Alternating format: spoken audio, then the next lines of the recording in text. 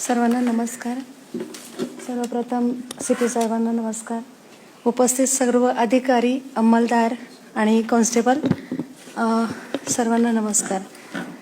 खरं तर दडपण आलंय, कारण हे व्यासपीठ म्हणजे माझ्यासाठी मी पहिल्यांदा बोलते आणि अभी नाही तो कभी नाही. आज जर नाही बोलले तर परत बोलण्याची संधी मिळणार नाहीये. म्हणून मग थोडीशी धाडस करून इथे आले सर, की मला बोलायचंय. ह्यानंतर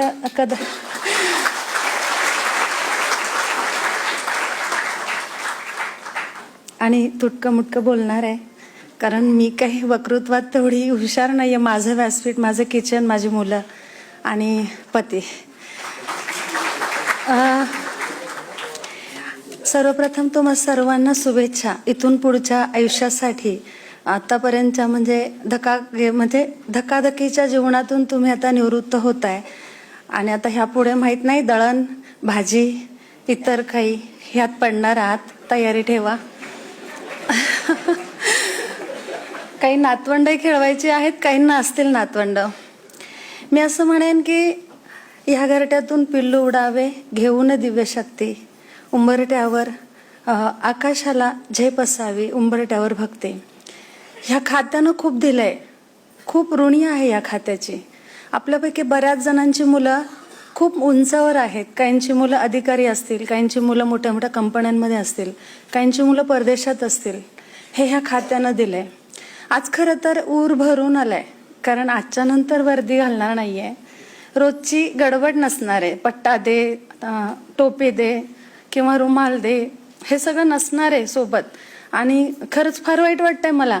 एक अभिमानाने मिरवत होते मी पोलीस पत्नी आहे आणि तितकाच मानही मिळाला.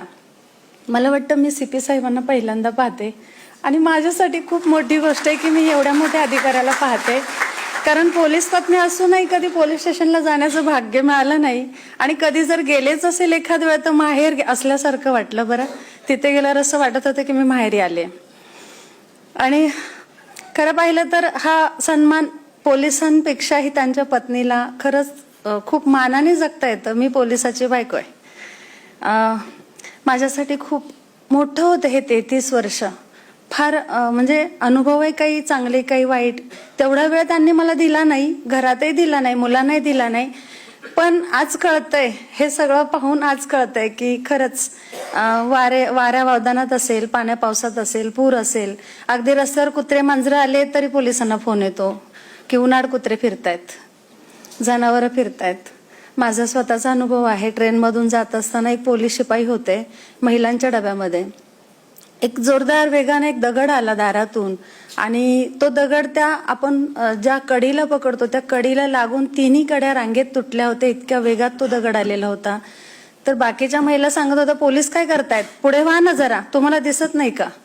तर मी त्यांना म्हटलं, तेही 2च हात 2च पाय, आपल्याच इतके अवयव आहेत, त्यांना काही 10 हत्तींचं बळ आहे का? आपण सगळ्यांनी मदत करूया ना.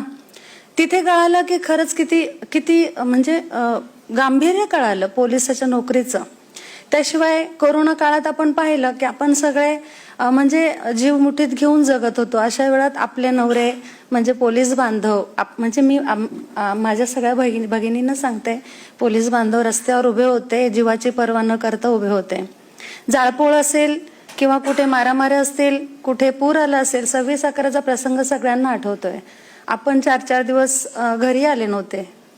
म्हणजे हे सगळं जगत असताना मी मानाचा मुजरा करते सगळ्यांना की तुम्ही इतकं 33 वर्षाची सर्व्हिस,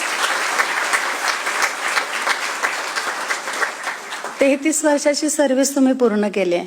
पण आता ह्यानंतर मी एवढंच सांगेन, म्हणजे मी काही खूप हुशार किंवा ज्ञानी नाहीये, पण मला असं वाटतं की मी 40 ओलांडल्यानंतर मला जे वाटतंय ते कदाचित आता सगळ्यांनाच वाटत असावं की ह्यानंतरचं आयुष्य असं असावं.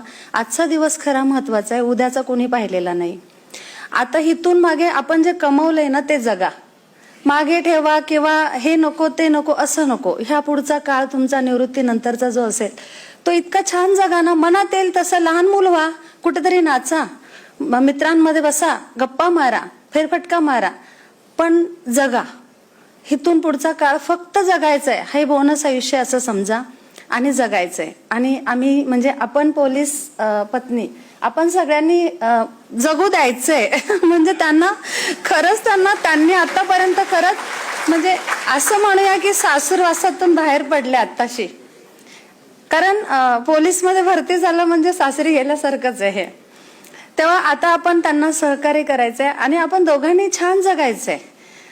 आणि ह्या पलीकडे मला वाटतं मी खूप बोलायचं वाटतंय पण नको, वेळ कमी आहे आणि एवढं बोलून मी माझे 2 शब्द संपवते. धन्यवाद.